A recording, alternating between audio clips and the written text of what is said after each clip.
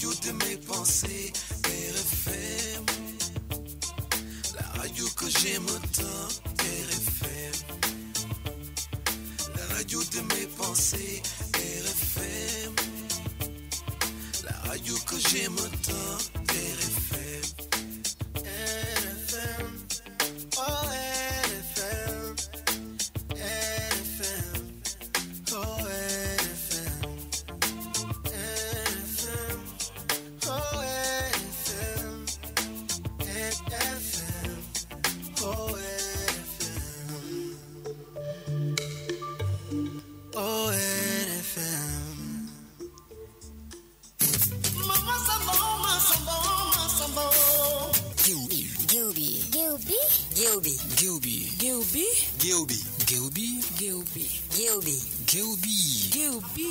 géew bi du làmb te du sabar te du tànn béer li ma lay wax bu ci xel yaar bile géew moom dafay xibaar ngeen koy am samedi june bu ñaari waxtu jotee jàpp ñetti waxtu ci bëccëg gi ñu leen koy tegal talaata june bu fukki waxtu ak benn jotee ci guddi gi géew bi di waxtu lëm wu ñu lëm ay njariñ jamono june muy dalal ay kàngam ci wàllu politique bi ci wàllu koom-koom ba ci diine ji géew bi nag émission la bu bàyyiwul kenn ak fenn ñuy waxtaan ci lépp lu yitteel réew mi géew bi benn la fii rek lay xew ci rajo RFM tànneef xeeb na tànnit gànj xeeb na gattax ngeen koy am samedi june bu ñaari waxtu jotee jàpp ñetti waxtu ci bëccëg gi ñu leen koy tegal talaata june bu fukki waxtu ak benn jotee ci guddi gi kon mbokk yi bu leen ko wuute ak Mouhamed Diop. géew bi ci seen rajo RFM ngeen koy am samedi june bu jàmbaar jëfee nag nañ ko ràññeek wëndëng jaay fit bu mu la tax a sóoru gaynde ci digg màndi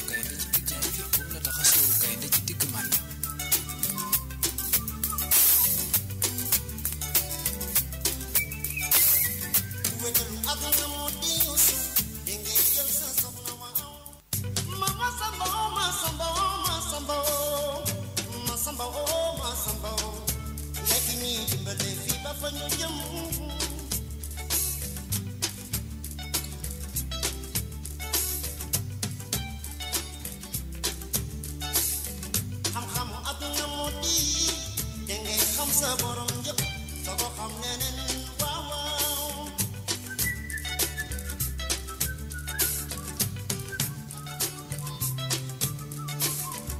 xam-xamu àdduna moo di dangay am sa mbokk waaw di damalante waaw waaw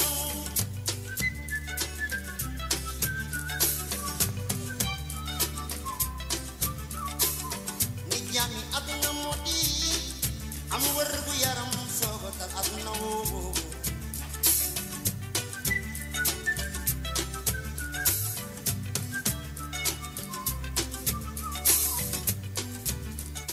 jërë ngeen jëf mbokk yi ñoo ngi leen di nuyu di rafetluwaat seen ànd ak rajo Futur Média 98.4 ñoo ngi am mbégte comme ni ñu koy amalee samedi bu jot ci waxtu bi di leen andil seen émission géew bi tey nag dafa am gan gu màgg ci suñu studio yi ci rajo Futur Média nekk fii ci diwaan bu Mbacké candidat présidentiel di Boubacar Camara nekk candidat bu coalition FIPPU nekkoon directeur général des douanes nekk tamit ay jamono secrétaire général bu ministère coopération internationale de l'aménagement du territoire des transports aériens de l'énergie et des infrastructures suñu gan gi la ñuy jox mu nuyoo bu noppee ñu xuus ak moom ci laaj ak tontu yi asalaamaaleykum sëñ bi Camara. waaleykum salaam wa rahmatullah sëñ bi Diop ñu ngi lay nuyu di la ziar bu baax di rafetlu suñu taxawaay fii tey ci RFM mu nekk rajo boo xam ne ràññee nañ ko ci réew mi ñu yàgg ci waxtaan ak yéen di leen sant ci li ngeen ñu ci dalal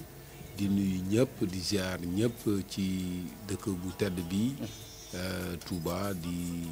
ci jiital ci nuyoo bi Serigne Mountakha Mbacké di xalif général des Mourides ñu kontaan trop ci li ngeen ñu dalal jërëjëf. yaa ngi ci tournée jamono ji wax nga ko gisee ngeen ak xalif général des Mourides mu ñaanal la ngeen waxtaan est-ce que mën nañ ñëwaat ci sa ñëw ci diwaan bu Touba ak lan nga waxtaanee ca dëgg-dëgg ak xalif général des Mourides. waaw ñëw bi ñu ñëw fii ñetti yëf ñoo ko sabab benn bi ñu waxtaanee ci sunu biir ñun ñëpp waa coalition FIPPU nga xam ne ay parti yu bare ñoo ko seq ak ay personnalité yu nekk Sénégal liggéey fii wane fii seen bopp surtout taxawal fii liggéey yu bare yu demee ni assise nationale am fi ay mouvement ak ay parti ñoo dajaloo daal di ma tànn jiital ma pour ma nekk seen candidat ci élection yi. bi loolu amee nag ñu ne nañu dem seeti kilifa diine yi yëglu wax leen lan moo ñu ci dugal ak lan la ñu fas yéene def ci réew mi loolu moo doon pàcc bu njëkk bi ci sunu ñëw fii Touba. d'accord ñaareel bi ñu am fi ay militants yoo xam ne ñuy liggéey ci wàllu parrainage bi di liggéey ci wàllu samp sunu bébét. fexe ba mu am jëmm ñu bëgg a waxtaan ak ñoom xool fan lañ ci toll. ñetteel bi am ñu bare ñoo xam ne dañ daan réclamer ne dañu war a ñëw ñu xamanteek ñun ñu am ci occasion dem seeti leen pour waxtaan ak ñoom. d'accord nga gisee xalif bi ngeen waxtaan certainement bu weesoo ñaan yi nga sàkku ci quand même liggéey yi nga xam ne sumbul na ko waaye également ci sa yéene ci douane bu Touba ak ci réewum Sénégal loolu lan la mën a tënk ko exactement. waaw waxtaan bi mooy rek ñaanal ko mu yàgg fii wér ñaanal ko li mu yéene ci mission bi mu am ci mission Xaadimu Rasuul borom Touba mu yeggali ko ci sagoom yeggali ko ci jàmm comme ni mu koy defee pàttaliku it yu bare yoo xam ne ay jaar-jaar la ak ay yërmande ak ay woyofal yu ñu woyofal ñu sant ko ci bu loolu weesoo tam ñu wax ko lan moo ñu ci dugal dañu gis ne réew mi dafa toll foo xam ne wareef yi war ba ñëpp war a taxaw ba mu taxaw ni mu war a taxawee daal wax dëgg yàlla des na. looloo tax ñu taxaw. dinañ ci ñëw wax ko lan la ñu fas yéene def ci Touba. waaw ci wàllu xam-xam bëgg mu nekk dëkk boo xam ne fépp fu ñuy mottaliku xam-xam nit ñi mën a ñëw fii mu nekk ville boo xam ne aussi liñ ci war a def ci wàllu sécurité dinañ ko fi def liñ ci war a def ci wàllu éducation ci wàllu santé wér-gu-yaram ci wàllu nit ñi xam place su citoyen ci réew mi yépp ak assainissement bi ak yoon yeeg transport yeeg marché yépp ñu expliquer ko naka lañ ko bëgg a defee ak naka lañ koy financer mu rafetlu trop sunu bébét ba pare ñu sàkku ci ñoom ñaan mu ñaanal ñu won ñu ne lii ñu war a def wareef la ñu taxaw ci loolu moo taxoon ñu ñëw fi tey. est-ce que dafa fekk ne da nga def diagnostic ne lu ñu def ci diwaan bi dafa des li fi nguur gi def dafa des ci wàllu yi nga xamee ne moom nga lim sànq. waaw ci wàllu yu bare parce que réew mi bi mu amee indépendance ak léegi juróom fukki at la ak juróom ñett mu am nag góom boo xam ne bii wérul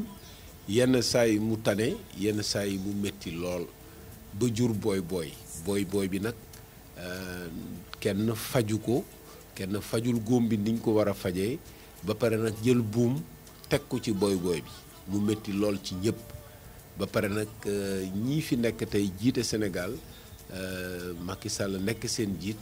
ñuy laaj askan wi ñu may leen ñu delloo buum gi ca booy bi waaw métit yi yëpp nga xam ne nit ñi ñu ngi koy dund ñu ne leen léegi ñun de def nañu lii dañu bëgg ngeen mayaat ñu delloo buum nga ca booy bi ñun nag suñu taxawaay mooy fexe ba nit ñi xam ne métit yi ñuy dund lajj bi nga xam ne moom la waa nguur gi lajj moo tax ñu koy dund. loolu kañ la commencé lajj bi. lajj bi dafa yàgg c'est de 2012 à maintenant. déedéet loolu ñi koy wax dañu xamul ne réew kenn du ko tabax ci ay fukki at ak ñaar fukki at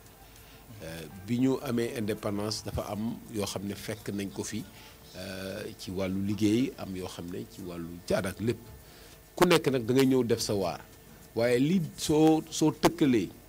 li alal ji dugg Sénégal. boobaak léegi ak liggéey bi ñu def ci ngay xam ne lajj am na ku nekk nag am nga ci sa responsabilité naka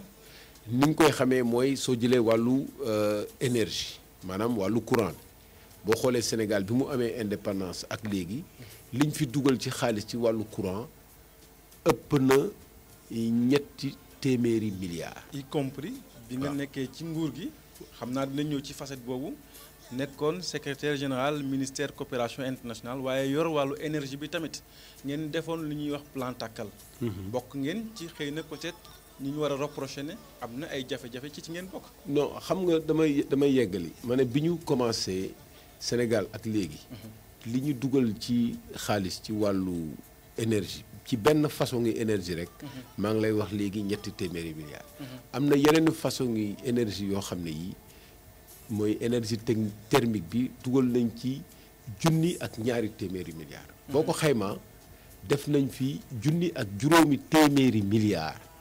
yoo xam ne yi ci énergie bi la dugg te tey Sénégal boo ko xoolee su dee téeméer lañu am na juróom benn fukk ak juróom benn yoo xam ne amuñu électricité donc am na jéego mais jéego yi dafa doyul ku ci ne nag jamono bi nga toll ak position bi nga nekk da ngay def jéego yi nga war a def mais boo demee ba war a xayma da ngay xool ne fii ñu toll nii fi Sénégal waroon a toll ci wàllu énergie amu ko yow gis nga fii Touba gis nga sancaan yi amuñu énergie gis nga dafay coupé fi mu nekk di wax ak yow ñu ngi coupé ci réew mi am juróom fukki at ak juróom-ñett nekkuñu ci coowu yow est-ce que fekkee nga lii est-ce que contribuer nga man ci sama wàllu bopp par exemple man mosuma occupé position politique mosuma am responsabilité politique li ma liggéey ci état bi yëpp dama ko liggéey en tant que fonctionnaire agent de l'état ñu jox ma ay mission ma remplir ko te mission yi ni ma ko rempliree ñëpp ànd nañu ci équipe yi ñu àndoon di ko defal am nañ ci résultat ba ñu décoré amoo benn responsabilité particulière responsabilité bi ma am dafa nekk responsabilité defar laa am responsabilité takk sama ndigg fépp fu ñu ma jox position ma def fa loo xam ne lii macha allah am na lu mu indi yokk ci réew mi ñàkkul nag ci ay liggéey mu am ay tolof par-ci par-là mais loolu amul importance li am importance mooy réew mi ni muy doxee ak fi mu toll ci wàllu woowu nga jël wàllu assainissement ñun bi ñuy ñëw fii gis nga yoon yi fii ñu jaar ay koñ yoo xam ni wax dëgg yàlla boo gisee ndox mi boo gisee yoon yi ak dëkk bi ni mu toll ci wàllu population ak ni mu toll ci wàllu symbole xam nga ne foofu am na ay sooxe yi fa am boo duggee ci marché yi demal marché Ocass wala nga gis marché yi gis ambulant yi gis situation yi ñuy vivre ci dëkk bi amul benn organisation nga gis transport bi ni mu demee sareetu mbaam sareetu fas nga gis nit ñi conditions yi ñuy transporter ci réew moo xam ne mii bi mu amee indépendance am léegi 58 ans la kon ñàkk doxal réew moomu lajj boobu am moom la ñu war a fexe ba ñëpp ñuy doomu réew mi taxaw pour mu wàññeeku vraiment que booy bi bu ñu ko fajul sax ñu bañ ci delloo buum gi fexe nag ut solution pour faj ko parce que loolu moom mooy defar rek. wax nga électricité xam naa dañ ciy toogandi tuuti pourtant nguur gi mu ngi jéem ba am na beneen façon énergie boo xam ne sax ñoo ngi koy fexe lu mel ni ay centralu Bokhol wala Malicounda ngir fexe ba jant bi nga xamee ne xëy na te ñoo ngi koy mu ngi ci réew mi bari fi lool ñu fexe di ci am loo xam ne dinañ mën a éclairer wu te sax ñoom nee nañ ni ñu ci dugal xaajul bay egg ci li ngeen doon dugal ci plan Takkal ak subvention ba ñu doon def seen lekk maanaam daal lépp a ngi yem jamono ji lan nga ciy joxe. waaw xam nga énergie bi comme ni ma la wax rek résultat bi boo ko xoolee juróom benn fukk ak juróom benn sénégalais ci téeméer amuñu énergie waaw kon nag des na liggéey bu bare. am na jéego est-ce que ñoo ngi ci yoon bi. am na jéego des na lu bare am na jéego yu ñu ci doxal ci wàllu solaire jamono yi ma am ci nag man ay firnde yu leer ndax dama ci liggéey boobu ci privé bi la ma fekk. ñaari centrale yi ëpp doole Sénégal man ci ñi ko liggéey laa bokk bon nag xam naa ne am na ay privé yu investir fii Sénégal. nguur gi yombalal leen ko ba am ci ay succès am na yeneen yu des yoo xam ne yii wax dëgg yàlla suñ ko defee dina gën a jëm kanam man duma koo xam ne kii dama naan dara baaxul et cetera loolu am na ci mais loolu ci mix énergétique bi progrès la par rapport ak yi nga xam ne yii nguur yi ci weesu defoon nañ ko waaye demul bay nekk solution boo xam ne bu durable la boo xam ne dafa mot par rapport ak demande bi ak ñi soxla énergie nga war ko fournir ci coût bu yomb war ko fournir mu disponible ba ñëpp jot ci yaa ngi wax sànq ne yaa ngi toujours ci xuy xamaj fan yëpp ñu ngi fii ci loolu la ñu dëkkee kon nag am na loo xam ne lii mu ngi sooxe ci loolu la ñuy teg ñun suñu baaraam pour mun a fexe nuñ koy. xëy na à partir de 2021 aussi comme ñoo ngi explorer yeneen piste lu mel ni solaire bi xëy na peut-être bu pétrole ak gaz gënee bari ci réew mi ak exploitation bu ñu nar a démarrer en 2021 xëy na peut-être lépp dina gën a yomb. peut-être mën na am mu gën a garaawati parce que loo xam ne lii dañ ko commencé exploitation gaz pétrole coow li ne kur kenn amul benn lisibilité lu leer ci niñ ko exploité. contrat yaa ngi ci biir. ma ne ñu rendre public. ma ne tey jii dafa am ñaari question yoo xam ne yi dañ ko war a poser ba ñett benn bi mooy li nga xam ne daf fi feeñ ci alal ci gaz ak pétrole il faut que ñu génne ku ci ne lan moo ci sa rôle est-ce que am na luubal kan moo ci luubal ku ne wax li nga ci def ba mu leer nañ balaa ngaa dem fenn. balaa ñoo wax waxu waxtaan. pour yow dafa dese leer ba léegi. dafa lëndëm ba coow li ne kur waaw ñaareel bi mooy war nañu xam potentiel bi ñu am ci pétrole ak gaz naka lañ ko fas yéene utiliser ñu toog waxtaanee ko ñëpp xam lan la ñuy utiliser est-ce que dañ koy utiliser génne ko exporter ko am ci xaalis est-ce que dañ koy utiliser pour lancer sunu industrie est-ce que dañ koy utiliser pour am gaz domestique est-ce que dañ koy utiliser pour mën a développer sunu yenn infrastructure yi nga xam ne yi mënuñu ko woon développer parce que amuñu woon gaz est-ce que dañ koy utiliser pour jël sunu matière première yi fer bi ñu am pour mën ko transformer et cetera il faut que ñu waxtaanee xool naka lañ koy taxawale ñetteel bi mooy naka lañ koy gérer kan moo ci am rôle kan moo am droit joxe contrat kan moo amul droit joxe contrat lu ñëpp bokk est-ce que assemblée nationale war na bokk ci processus bi bu ci bokkee naka la ci warul bokkee kon loolu dafa des donc lépp pétrole bi mu dem yooyu yëpp ñu ngi defar ay structure mais ñun gisaguñu dara loo xam ne lii dar na suñu xel yow miy wax ak man di journaliste boo defee enquête di nga xam ne kenn amagu ci lu leer kon nag ay diggee naa la may mburaake suba li nga yor a tey wane ko mu leer ba ñëpp xam ne mburaake bi bu ñëwee dinañ ko séddale ci yoon ñëpp mën cee jot. est-ce que boo yoroon réew mi da nga egg fi ñenn ñi di egg mooy renégocier yenn contrat yi wala boo nga foqat yi yoo xam ne jàpp nga ne nañ ko joxe baaxul. waaw xam nga yow réew moom boo koy jël da ngay xool li nga fa fekk boo ko jëlee. boo demee ba fekk ko parce que comme leerul xamoo bu baax loo fa fekk. mun nga am yéene bi aussi. waaw yéene bi loolu laa lay expliquer nii boo ñëwee ba xool li fa nekk da ngay njëkk a interroger wu nga xool ndax cadre bi nga koy joxee baax na wala baaxul bu cadre bi baaxul da ngay waxtaan nga changer sa cadre boo changer sa cadre nag dafa am pont boo xam ne da ngay jóge ci li fi newoon war a jëm ci li fi ne li nga bugg a taxawal diggante boobu dafa am benn transition bu fa nekk. ci biir transition bi ngay waxtaan ak sa partenaire yépp ku ci ne nga wan ko li ci yenu maanaa seet fan la ci réew mi intérêt sooxee fan la ci réew mi intérêt sooxewul ngeen toog waxtaanee ko doo ñëw ne man li fi ñëpp signé woon dama koy sànni wala man li ma fi def moo baax non du demee noonu réew moom boo fekkee ne yàgg nga xam nu ñuy gérer réew dafa am yoo xam ne yii il faut que nga toog ba téye li ngay téye nga xam noo koy organiser ba cadre bi yëpp jaar yoon li ngay jiital nag loo xam ne du am werante mooy intérêt Sénégal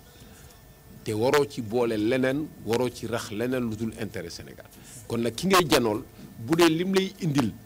intérêt Sénégal la di ngeen a juboo bu dee lim lay indil nag du intérêt Sénégal doo leen juboo te nag boo leen juboowul rek ku nekk day gàddu bagaasam dem yoonam. gis nañ la fan yi ci sa biir tournée bi ngay amal ci biir réew mi également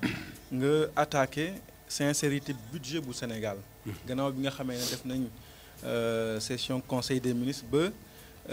jébbal assemblée benn document boo xam ne budget bi dañ koy tënk ci 4071 milliards muy lu guléet lu njëkk nga ne loolu ay waxu nax si kanang la c'est pas sincère est-ce que quelque part aussi reconnaître ne ñi fi nekk ñoo ngi liggéey est-ce que xañ na leen ngeen laaj réew mi est-ce que quelque part nekku leen ku xaw a soxor en guillemets ci li fi nekk. waaw xam nga ku yàgg liggéey ci wàllu budget nekk ci xale bu tuuti xam fu xaalisu réew di jógee. ci wàllu recette ba pare xam fu muy jógee ci wàllu coopération su ma la nee budget bi sincèreul que dañuy naxaate rek war nga maa mën a gëm. ndax nag wax dëgg yàlla Boubacar Camara moom mën nga ko reprocher lépp sauf di wax yoo xam ne yi gëmu ko wala amul fu mu ko wéer budget bi mu ngi mel ni nga am sa tool rek nga ne ren dey dinaa deqi lu toll ci valeur u 1 million. loolu nga fas yéene def yow xamagoo luy ñëw xamagoo taw bi xam nga jiw bi nga am xamoo lan mooy xew ci situation bi. mais am na facteur yoo mën a maîtriser. nga jël facteur yëpp. nga ne lii day moom laa fas yéene ren. waaye fecc jotagul fecc buy jot mooy bu demee ba jege si nga xool foo ci toll waaw da ngay xool bu ren bi ñu ngi woon 3000 et quelques presque 4 milliards. est-ce que mobiliser nañ lépp. justement nga ñëw septembre yaa ngi mobiliser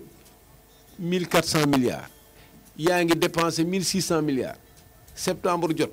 mu dese la octobre novembre décembre ñetti weer la dese yow nga ne yaa ngi dem 3000 moitié bi sax defaragoo ko ba pare nga mujj di jël sa budget di ko tëj sa budget fayetoo fournisseurs yi la liggéeyal seen xaalis nga amel leen fayetoo leen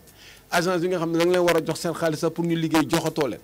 nga commencé wàññi budget bi koo prévoiroon 1000 francs nga ne ko léegi dindi naa ci 40% mais kooku bu fekkee da nga taxaw ci mois de septembre def sa conseil des ministres ne déwén dinaa indi 4000 milliards naxaate woo caaxaan baaxul te peuple kenn du ko nax da ngay expliquer li nga am capacité bi état bi am pour mobiliser budget boobu moom xam na ne en réalité capacité boobu permettre ko mu am 4000 milliards te bu ñu demee ba def loi de règlement bu ñu demee di nga xam bés mais comme loi de règlement bi day ñëw après nit ñi dañuy wax 4000 milliards rek ñëpp commencé di bàkku ci 4000 milliards di bàkku nag jóge ci làmb ga moo gën ngay bàkku di dem ci làmb kooku dañ koy naxee nii politique dañu war a bàyyi di naxaate nañuy expliquer population yi ni mu demee mbébét nga am 4000 milliards moo ko am parce que ñetti at a ngi nii ngay di annoncer ay montants mënoo ko am fournisseurs yaa ngi nii fayuñu leen nit ñi amuñu xaalis dëkk baa ngi wow koŋ nga ñëw di taxaw di jéem a bàkku loolu caaxaan la nañu waxante dëgg loolu moo tax ma ne la budget bi sincèreul waaw ça ne reflète pas la réalité maanaam genre naxante la genre naxa saxana est-ce que lan moo war a tax lu mel noonu par exemple lu tax ñu am yéen di annoncer yenn montants yi fekk xëy na peut-être leer na leen ne économie bi mënul permettre ñu moom loolu mooy lajj xam nga lajj boo yor réew lajj dafa am ñeenti yëf yoo xam ne day wane réew mu lajj benn bi mooy da ngay wax loo xam ne lii xamoo ko loolu dafa bare ci nguuru Sénégal surtout nguuru Macky Sall wax loo xam ne naroo ko xam nga ñoom waxoon nañ fi ne dañuy def mandat 5 ans ak yooyu naruñu ko ñoom xamoon nañ ne naruñu ko ñetteel bi mooy ñu boole ci lu ci bokkul da ngay ñëw lu ñëpp bokk nga war ko def ci transparence nga jël ko akimoo ko uuf ko yow ak sa njaboot ak say waa parti xam nga yow da nga ci boole lu ci bokkul nga ñëw boole ci ñu ci bokkul ñoo xam ne waruñu sax jege système étatique mais ñooñu ñooy buur ak bummi ñoom ngay dégg ñu yore coow li rek fu nekk ñoom ngay dégg ñoo xam ne bu Sénégal fonctionné woon ni mu waree fonctionné war sax jege nu ñuy fonctionné réew donc valeur yooyu moom moo expliquer que ngay ñëw ci devant le peuple di leen wax loo xam ne lii amul mais liñ ci jublu nag mooy nax leen ba ñu voté laat la ba nga delloo boom nga ca booy ba kon nag loolu sénégalais yi ñoo war a yeewu ci loolu xam ne loolu mbéjum kanam la te mbéjum kanam borom a koy fajal. ñu bari jàpp nañ ne am na fànn boo xam ne moom boo leen fa jàkkaarloo président Macky Sall da ngeen di am jël parce que xëy na la mu fa def moom moo ko waral muy côté infrastructure bi ak bilan ba tax na yéen bëggu leen fa egg ngeen di créer ay problème foo xam ne xëy na amu fa est-ce que li fi président réalisé ci wàllu infrastructure quand même mënu ko mayaat deuxième mandat très simplement boo xoolee en exemple Diamniadio nga xool en exemple lu mel ni TER bi nga xool li nga xam ne moom la ñu war a inaugurer tamit le 20 octobre muy Ila Touba ak yeneen yoo xam ne sénégalais yi ñoo ngi koy gisal seen bopp yéen opposants yéen ko bañ a gis. waaw xam nga dafa am wax yoo xam ne yi waxu politique la rek ñun Sénégal gis nañu. mais loolu c'est du concret lu ñu gis la. gis nañu Sénégal fi mu jógee ak fi mu toll ak investissement yi ñu ci def ak erreur yi ñu def ci investissement yi. fan. xaalis bi ñu njëkk a jël Sénégal di ko dugal ci ay yenn infrastructure yi yenn montant yi xaalis boobu dañ ko leb lu ci ëpp dañ ko leb te ñu ci ëpp aussi. ñi koy defar déglul rek réew aussi day leb déglul ma expliqué tous les pays du monde s'endettent. loolu laa lay expliqué endettement mosul développé réew mosoo gis réew mu endettement développé. mais mënut a ñàkk dama lay expliqué. nga xam ne Macky Sall def na ko ak fi mu jëmale réew mi. ma bëgg nga déglu ma bu baax. bien sûr allez-y. doo demee leb ba ne guj ba nga xam ne yow li ngay recevoir ci recette 57 à 60% da nga koy fayee bor weer wu ne ba pare ñi lay lebal di investir ñoom ñooy def liggéey bi sa entreprise yi duñ ko def dafa nekk ay financement lié sa gaal mu ngi daw moteur baa ngi tàkk mais économie bi xaalis beeg alal ji yëpp day génn salaire yi gën a kowe day génn intérêt dette bi day génn comme ni ma ko waxee sànq profit yëpp day génn dem ci bitim réew dividende yi maanaam ñi moom société yi bu ñu séddoo bu ñu fayee seen impôt ba séddoo lépp day génn donc lii des fii Sénégal mooy ruusitu mburu mi gis nga nag bilan boo xam ne da nga ko wéer ci ruusitu mburu nga jël sa population jox leen ruusitu mburu loolu bilan boobu mënul élire kenn gisoon nañ fi bilan yu gën a élogieux te bi élection yi jotee sénégalais yi dañ leen jël teg fële parce que dañu xam ne infrastructure yi ñuy defar bu amul jeexital ci seen vie yokkul seen koom-koom dañ ko fay bàyyi kenn leketu neen naxuti béy kon nag loolu moom mooy wane ne ku foog ne mën nga nax nit ñi ci ay bilan wala réalisation yoo xam ne ci poosu keneen lay dem loolu da ngay nax sa bopp benn ñaareel bi li ñu war a def dañ ko deful fi ñu war a dugal xaalis bi ba mu am jeexital ci Sénégal defuñu ko maanaam soo gisee sénégalais ci lan la ñuy gën a vivre ñu ngi ci artisanat bi ñu ngi ci agriculture bi ñu ngi ci mbéy mi ci napp gi ñu ngi ci sàmm gi ci yooyu la ñu nekk mais foofu Sénégal dafa dugalul xaalis bi war pour mu changer secteur boobu boo ko defoon dugal fa xaalis bi war di nga gis nit ñi liggéeyee ko te xaalis bi ñuy liggéey fii lay des te waa Sénégal lay jëriñ kooku benn la ñaareel bi richesse yi ñu doon wax sànq nga xam ne mooy sunu pétrole di sunu gaz di sunu zircon loolu boo ko exploité wul ba mën ko transformer ba mu mun a am jëriñ fii créer ay emploi doo mun a jëlale sa réew mi kanam donc moteur bi nga xam ne ñaari moteur yi nga xam ne moom la Macky Sall taalee gaalam bay dem ba ci am ay croissance moteur yooyu amalul njëriñ Sénégalais yi donc il faut que ñu changer cap mooy changer configuration budget bi ba nga xam ne xaalis bi ëpp doole da nga koy dugal ci Sénégal mu dem loolu nag du tere bor yi nga leb ba pare nga négocier noo koy fayee échelonné ko ensuite du tere nga leb boo waree leb mais booy leb da ngay leb xaalis boo xam ne bi da nga koy investir léegi mu mun a jur produit boo xam ne ci ngay fayee bor bi waaye munoo jël bor boo xam ne bii yaa ngi koy fayee ci effort de service yi nit ñi di def pour am recette nga jël ko fayee ko bor bàyyi nit ñi ak ndóol façon yi développement boobu coono yi rek ñoo ko dese amatul benn réew bu sérieux boo xam ne bii mu ngi fonctionner noonu. et pourtant secteur yi nga wax ne mënut a yor réew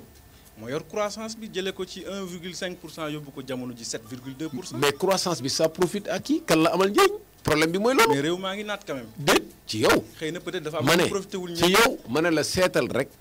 juróom benn at yi passé sa koom-koom ndax am na benn mesure état boo xam ne bii yokk na sa koom-koom sa biir kër. est-ce que déglu rek est-ce que juróomi at yi ñëw yow yaakaar nga ne bu yëf yi fonctionné nii muy fonctionné di nga am koom-koom boo xam ne ci ay mesure état bi la jógee xam nga léegi loolu boo ko waxee fii ci kaw rajo bi boo demee sa kër di nga am problème boo xam ne doo xam foo koy waxee. yow xam nga ne fii ñëpp a sonn coono bi nag dafa fekk ne orientation économique yi ñu jël moom moo baaxul nañ ko wax rek te dee loolu mooy réalité bi c'est-à-dire que réew mi ñoom dañu ñëw rek topp ñi am alal ci réew mi ci àll bi ñu leen di lebal rek ñuy leb rek di bàkku xam nga kuy bàkkoo leb naan su ma lebee ñu lebal ma xam nga ne kooku liggéeyul. mais réew mu crédible aussi da ngay xam ne aussi yow jàng comme ancien directeur général des douanes nekkoon secrétaire général ministère bi nekk également inspecteur général d'État ku xam koom nga xam nga ne également am na réew yoo xam ne ñoo ngi dem ci marché yi mais mënuñu fa am dara parce que crédible luñu.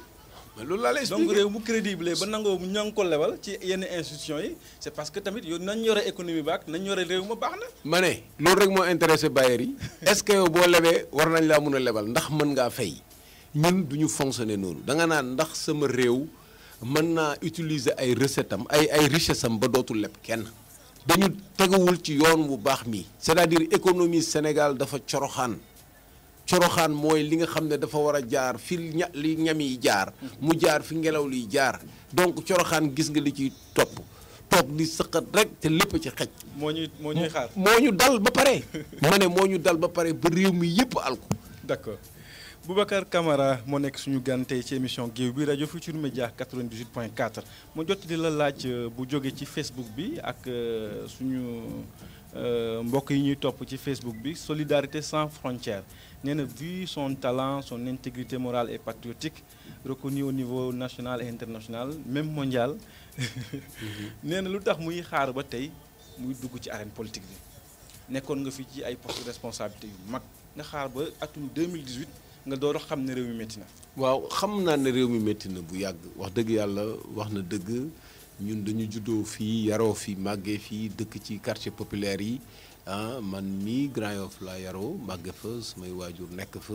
ma dëkk Fatick aussi xam nit ñi lu ñuy vivre situation dëkk bi yëpp ma xam ko sillonné dëkk bi gis ne yëf yi métti na mais bés bu nekk rek dama doon yaakaar ne Sénégal am nañu ñoo xam ne am nañu responsabilité boo xam ne bu leen joxee lu toll ni réew dafa am frontière boo xam ne duñ ko passé frontière boobu la ñu passé dañu mujj dem ba état bi ñu bokk ñun ñëpp ñu def ko jumtukaay boo xam ne pour am alal la pour ñoom ak seen waa kër loolu moo tax moo ñu gën a déterminé ñaareel bi ñu dem ba nga xam ne état bi nga xam ne dafa war a yemale ñëpp mu mujj nekk jumtukaay boo xam ne dañ koy xeexantee ba nga xam ne éducation bi gis nga nu mu sooxe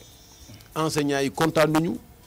xale yi kontaan nañu dañuy jàng duñu am diplôme gis nga justice bi nu mu demee Sénégal foofu toll nañ fi foo xam ne fii kumba am ndey ak kumba amul ndey boo xam ne bi kenn waratul seetaan gis nga santé bi nu mu demee kenn mënatul sax jot ci médicament kenn sax ñemeetul dem faju ji ndax coono yi ci nekk gis nga kaaraange bi nu mu demee ak façon yu rey yu ñaaw yeeg façon yu insécurité bi fi am gis nga citoyenneté bi fi am nga xam ne réew mi dañu dem ba pouvoir bi nga xam ne moo war a joxe exemple sax mooy dem di jënd ay parrainage pour jënd ay signature nit mais loolu la góom bi dafa toll foo xam ne dafa commencé joxe xet boo xam ne bi wax dëgg yàlla baaxatul. Sénégal toll na foofu sëñ toll na foofu moo tax ñëpp taxaw boo gisee sunu coalition fippu bi ñu dellu si ki tuuti mu am solo man bi ma jógee dugg ci politique waxuma ne man dama nekk candidat génération Y nga tàmbalee foofu jeunes yi la parce que dama gis ne situation jeunes yi ni mu toll kenn mënu koo seetaan ma liggéey ak ñoom won leen ci sama xam-xamu bopp bi ma defee lettre à la génération Y naka la ñu war a taxawee te macha allah xale yi ñu ngi commencé yeewu ci loolu bu baax ñu jógee foofu dem jéngu ñu dem dugal jéngu ne ñun dañuy jéngu ngir jëriñ Sénégal loolu sax bëggoon naa ci laaj dinaa ci dellu si jéngu dama bëgg a dugg ci fippu bi nga xam ne moom moo am solo fi mu nekk nii bi ñu demee ba waxtaan ba gis dama ñëw man damay dugg ci politique bi engagé wu waxtaan ak ñëpp waxuma ne dama nekk candidat bi ñu demee dañu dugg ci procédure ne kan moo bëgg a nekk candidat ñu bëgg a nekk candidat yëpp def déclaration ñu dem ci benn jury bi ñëw taxaw àtte ku nekk wax yow yaay kan fi nga jaar ak lan nga bëgg a def ci réew mi bi ñu ko defee yàlla def ñu tànn ma jiitu waaye dama jiitu benn équipe boo xam ne ñeneen ñëpp a ngi ci ku mel ni Ibrahima Silla moo nekkoon sama gannaaw am na ay parti ci nekk yëpp ñu bokk ci fippu ñu taxaw am suñu programme am suñu équipe léegi am nañu suñu candidat kon loolu exemple la war a nekk pour ñëpp ñu nekk ci opposition bi xam ne pouvoir bu lajj dafay langaamu ci pouvoir bi kon bu ñu góorgóorloo dañu war a def uni moo tax fippu bi tëjuñu ko dañ ko ubbi ba léegi nga xam ne ñëpp ñoo xam ne dañu bokk ci opposition bi même ñi nga xam ne dañu déclaré candidature ñu ngi leen di invité ñu ñëw toog ñu waxtaan bu ñu waxtaanee ñu jéem a fexe am ay candidats yoo xam ne dinañu mun a taxaw ku nekk ci sa côté ñu liggéey ba nga xam ne lii fi nekk nii dinañ ko changer. est-ce que du loolu ngeen gën a manqué. loolu ñu ngi ci opposition bi déjà expérience su fippu bi dafa nekk la première fois au Sénégal ñu def ko lu ñu war a encourager la ñu ngi waxtaan suñuy biir te bu ñu yeggee ca cappaandaw ga dinañ ko def ak yeneen pôle. waaw ak yeneen pôle yëpp moo tax kii posé noonu question bi dama koy wax muy naaj na naajul waaye mieux vaut tard que jamais ñun bu ñu yaakaaroon ne ku nekk ñun ñi dañu war a yem ci suñu rôle fonctionnaire loolu moo normaloon xam nga soo gisee état bi léegi ñoo xam ne ay magistrat la ñu woon ay inspecteur des impôts ay inspecteur d'état ay ñoo xam ne ay ngan di fonctionnaire yoo xam ne dara manqué wu leen ci seen adduna ñu jékki-jékki dem di dugg ci langue politique bi ça veut dire que la situation est grave donc gravité situation bi moom mooy expliquer ñu dugg ci politique bi kon bu doon situation bi gisoon nañu sax si ñi wax dëgg yàlla parce que commencé wul léegi mais dañu dem ba yenn xeetu politiciens yi gàddu état bi di ci def loo xam ne lii kenn mënu koo tudd ñëpp toog seen kër di seetaan léegi même da ngay gis ñoo xam ne ñi ay nitu diine lañu dañu engagé wu ci politique bi parce que gis nañu ne lii seetaan ko sax ci bañ a bëgg sa réew la bokk. ma xaw la tooñ tuuti xam na jéngu nga tàmbale jamono ji yaa ngi fippu est-ce que réew mi jéngumaan dëgg la soxla. waaw réew mi nag moo soxla jéngumaan. waaw jéngumaan mooy koo xam ne kii réew mi daf la jàngal defal la lépp ba nga jag boo jagee ba pare nga liggéeyal sa réew jaay sa doole ba nekk jàmbaar nag waaw man képp kuy ñëw ne dafa bëgg a soppi réew te munoo soppi sa bopp munoo liggéeyal sa bopp ba tekki dara boo ñëwee ne da nga bëgg a soppi réew du ma la gëm boo demee nag ba soppi sa bopp soppi sa entourage ba jóge ci koom-koom bu tuuti ba yegg ci koom-koom bu kawe boo xam ne da nga ko ñaqal sa bopp jëlaloo alalu kenn. rampé de deuxième classe à. waaw nga jóge ci suuf. nekk soldat deuxième classe di ñefe ba nekk inspecteur général d'État waaw xam nga am na lu la yàlla may ci kattan. bu boobaa nag ci ngay nekk jàmbaar te jàmbaar rek mooy jéngu te booy jéngu nag da ngay xam fi ngay teg sa violence bi rek moom moo xaw a. amul violence. c'est-à-dire violence bi mu ngi nekk ci côté pouvoir bi fii c'est un sursaut salvateur maanaam jéngu defar la moo tax ñu ne jéngu ngir jëriñ Sénégal xam nga violence bi fu mu nekk. violence bi mooy situation bi ñu bàyyi nit ñi ñun ñu ngi fii Touba jigéen ñi dañuy xolli gerte ay paani paan pour am juróom fukk dañuy waas jën ñetti jën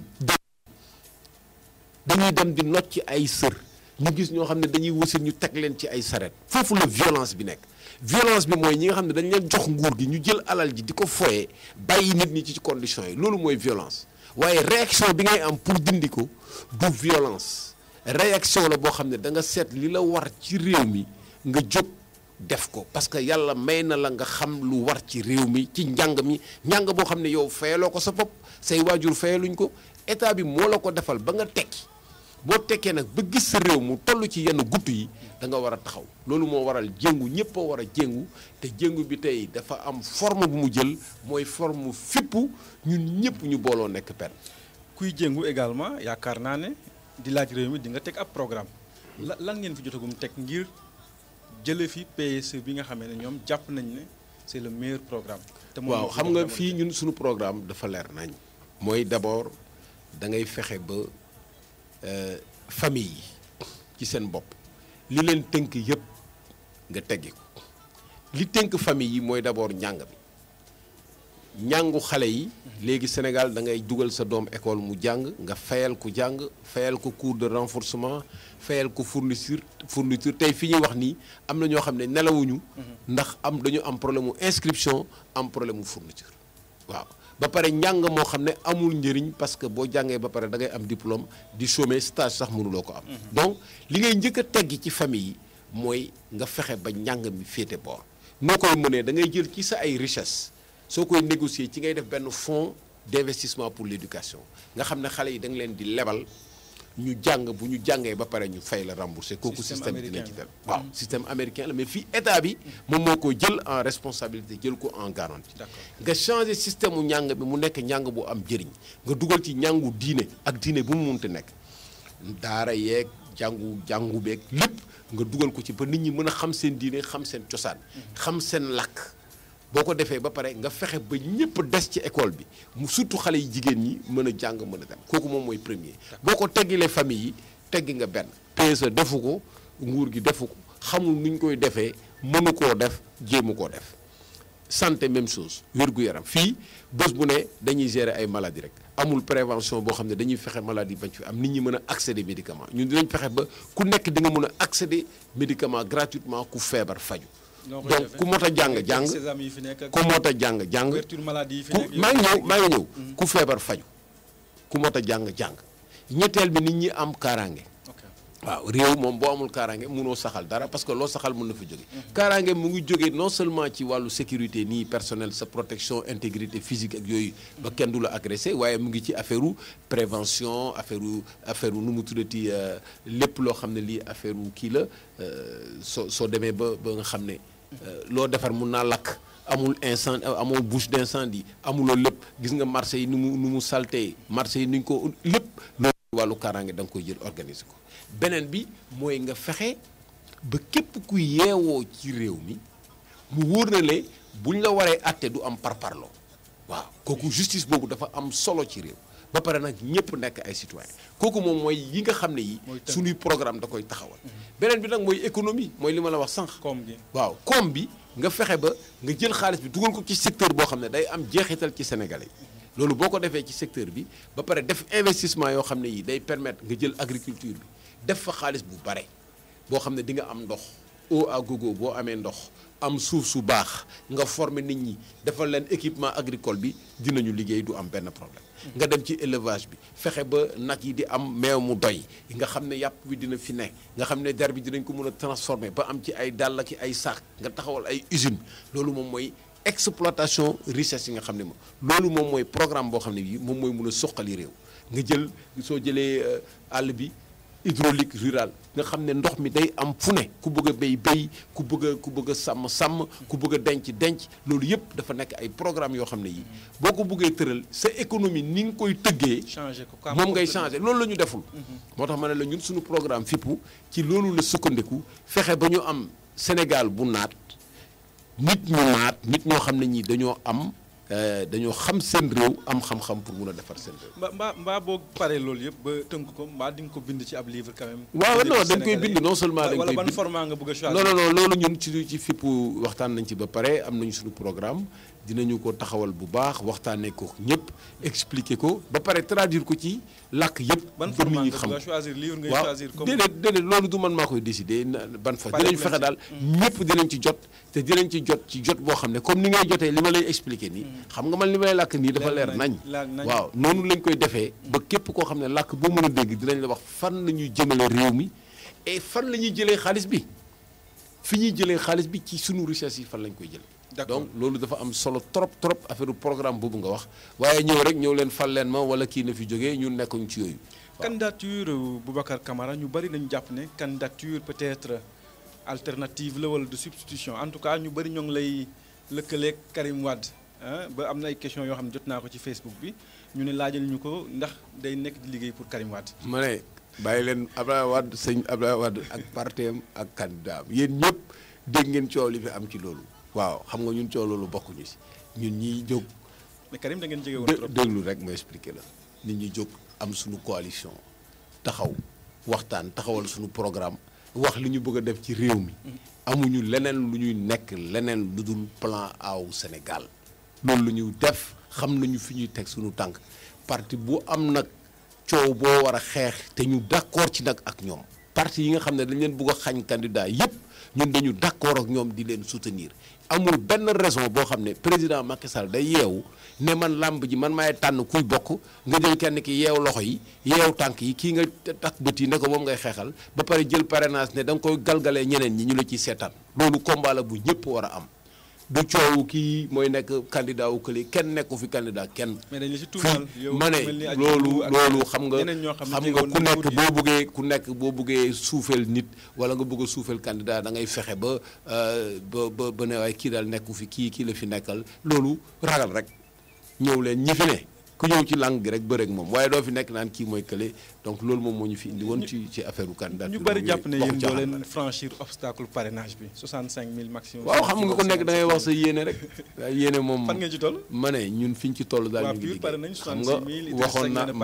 waxoon naa la ne dañu ñëw fii ñun ñu ngi ci terrain bi bu yàgg te ñu ngi liggéey waaw bi waxoon naa la dañu ñëw fii def suñu visite religieuse waxtaan ak suñuy militants ñu xool seen parrainage fu mu toll suñu coalition fippu mu ngi ci Sénégal yépp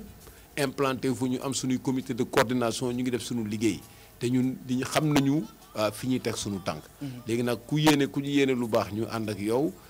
di la ci sant koo xam ne kii da ngay yéene bañ ñoo gis bu yóbboo nga préparé wu parce que dig ñu gis incha allah. Babacar Diakhaté moom moo la laaj boobu nee na est-ce qu'il aura les signatures requises pour participer à l'élection. xam nga moom Diakhaté la sant waaw moom xam naa ne dafa añagul moo tax muy laaj façon yi laaj yooyu. d'accord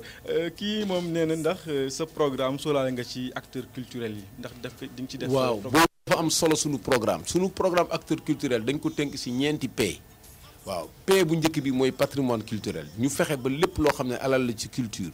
ci wàllu aada ak cosaan sunu chanson yeeg sunu kasak yeeg sunu rituel yi ñu am ci bois sacré yépp dañ koy recenser numériser ko loolu mooy premier P bi ñaareel bi mooy personnel culturel fexe ba nga xam ne artistes yeeg ñëpp dinañu mën a dundee seen liggéey parce que loolu amu fi léegi fii li ñu xewal mooy xaar rek artiste nañ ko defal ket dafa feebar dañ ko war a faji kenn toppatoo acteurs culturels yi kenn fexewul ba ñu mën a dundee seen culture ñetteelu P bi mooy production culturelle fexe ba nga xam ne li nit ñi am seen xel ak di ko liggéey di ko théâtre di ko taalif di ko bind ñu mun ko produire dinañ def ay centres culturels yoo xam ne dans chaque commune dina am centre culturel boo xam ne day am matériel audiovisuel à disposition pour tous les artistes ak lépp ñu mun a produire nga xam ne day nekk une richesse culturelle bu nekk fii ñeenteelu P bi nag moom mooy la promotion culturelle dinañu fexe ba sunuy culture muy sunu wàllu humour ci sunu wàllu caada lépp dina présent ci tour opérateur yëpp nga xam ne touristes yi bu ñu ñëw dinañu xam lan la ñu mën a visiter fii day yokk diversité culturelle bi nga xam ne boo ñëwee Sénégal lu nekk di nga ko mën a visiter donc dinañu fexe ba télévision yi aussi réserver benn place bu am importance muy télévision privée yi ak télévision publique yi même ci cahier de charge yi dañ ciy poser comme condition nga réserver benn plage culturelle boo xam ne bii c'est pour la promotion culturelle donc culture dafa am solo ci réew caada ak cosaan dafa am loo xam ne lii dafa am place bu am importance ci suñu programme xanaa peut-être ñu may la buuña rek nga wax askan wi lan moo des ci sa programme au niveau de la région de Diourbel bu ko defee ñu tëj. waaw fii nag moom région de Diourbel dafa nekk région boo xam ne bii dafa am solo ci histoire du Sénégal commencé ko par Touba. dafa war a nekk ville lumière boo xam ne dina am université boo xam ne rayonnement international lay am la plus grande bibliothèque du monde en matière d'enseignement islamique et d'écrit des érudits. Surtout bindu Serigne Touba Khadimou Rassoul li mu bind ak li mu produire ak fi mu ko jaarale yëpp war nañ ko wasaare nit ñi xam ko ñu mun ko def ci programme scolaire yi nit ñi xam ko benn ñaareel bi daara yi réseau daara yi dinañu fexe ba ñu intégrer leen directement ci enseignement bi ba nga xam ne booy jàng da ngay choisir sa doom foo koy dugal ndax day boole ñaar yi ndax bii rek lay def mais du am benn werante képp koo xam ne kii bëgg nga jàng sa diine di nga ko mën a am fii ñu développé ko ñetteel bi fii dinañu fexe ba ci aménagement bi day am un plan d'investissement communal boo xam ne dinañu fexe ba xam Diourbel yépp ku ci ne chaque année yan investissement lañ ciy def fan la xaalis bi di jóge benn bi ci budget état bi lay jóge benn bi ci coopération internationale lay jóge benn bi ci richesse yi lay jóge. mais loolu moom amoon na ci conseil des ministres décembre. naxa bi justement ñëw rek war a dëkk bi dem xool sa programme triennal d'investissement nga taxale daal di jël ay montant dajale ko léegi fu mu mujjee furas yéen doo leen defee noonu furas ñun dañuy ñëne xaalis bi fu muy jógee dañ koy calculer te budget bi bu ñu koy voté dañuy wax directement montant bi ñuy affecté par région bu ñu ko affecté directement ci budget bi nga xam ne kenn du ko jël di ko politiquer loolu laa lay wax nii rek ci naxa sax nag bi nga xam ne moom la gars yi di def donc loolu dafay wane ne sa kooku côté la dinañu développer une agriculture urbaine boo xam ne autour de la ville de Diourbel dinañ ko def benn ceinture bu nga xam ne bii xale yi dinañ mën a développer seen agriculture mu nekk nag zone de transformation de l'arachide moom la ñuy def culture arachide bi comme SIB ni mu fi amee woon bu njëkk dinañu fexe ba transformation bi mën a am nit ñi mën a jël am ay ouvriers agricoles yoo xam ne état bi moo leen di jox ay terre ñuy liggéey ñu leen di fay par weer te duñu leen fay rek ci nawet bi dañ leen di fay 1er janvier ba 31 décembre ñu jël ñu jël kilo gerte def barigo fukki junni la ñuy def kilo gerte minimum 500 francs lañ koy jënde parce que prix bi ñuy jaayee producteur bi prix bi presque sarax la moo tax kenn desatul ci dëkk bi di béy ñëpp ngi ci fële di raxas ay oto wala ngay jéem a nekk ay chauffeur wala ngay nekk di liggéey boo xam ne bi liggéey bu tedd la waaye boo amoon sa suuf di liggéey mu amal la njëriñ doo fi toog donc Sénégal dañu ko liggéeyul ñun suñu programme mooy liggéey Sénégal ngir njëriñu Sénégal loolu moom la ñu fas yéene def ñu réfléchir ci ànd ci ak ay kàngam fas ko yéene appliquer lettre bi loo xam ne li bu ñu ko commencé du ñu nekk fii di tàndale naan suba fii la ñuy commencé li ñu war a def yëpp xam nañ ko ci domaine yëpp incha allah dañuy ñaan yàlla mu may ñu pouvoir def ko def ko suñu sago te lii ñu leen di wax fii bu ëllëgee yéen ngeen ubbi seen gët mën a xam ne lii lu ngeen waxoon moom la ñuy def donc loolu moom mooy suñu différence ak ñu bare. jërëjëf waxtu bi daanaka jeex na xam naa balaa ñu lay jox nga tàggoo émission bi également dafa am lu mu baaxoo mooy dafa am benn volet social bu ci nekk jafe-jafe yi nga xamee ne askan waa ngi ñu ko yaakaare